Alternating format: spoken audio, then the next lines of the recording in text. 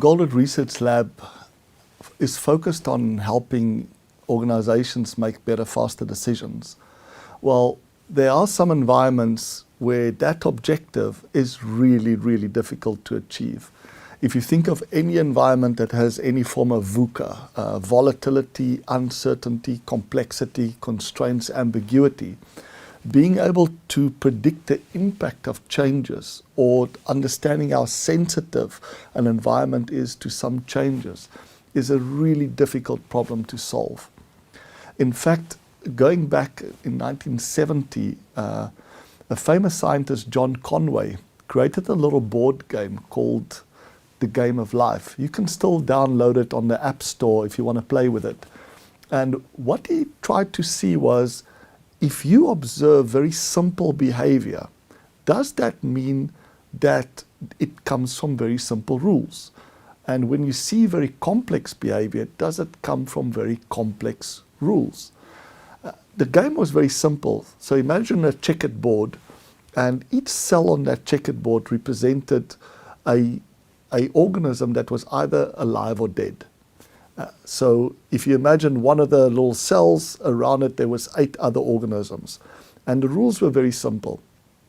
If you had less than 2 organisms, other live organisms touching you, you would die of loneliness.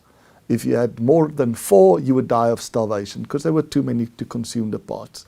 And what the game was is to play it iteration by iteration. So at the end of every round to decide whether each cell on the board was alive or dead.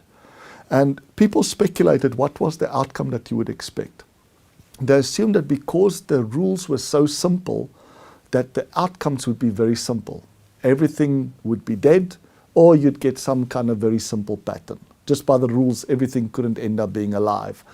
And to their shock, they observed the most incredibly complex patterns from this, coming from these very simple rules. And they realized that there was no way to go backwards from these complex patterns back to these simple rules. And this challenged one of the most fundamental issues within mathematics, is that we always thought that when a system is deterministic, which means that we know the rules, that it also made it predictable. That when you press the play button, because we know the rules, you can accurately predict what will happen.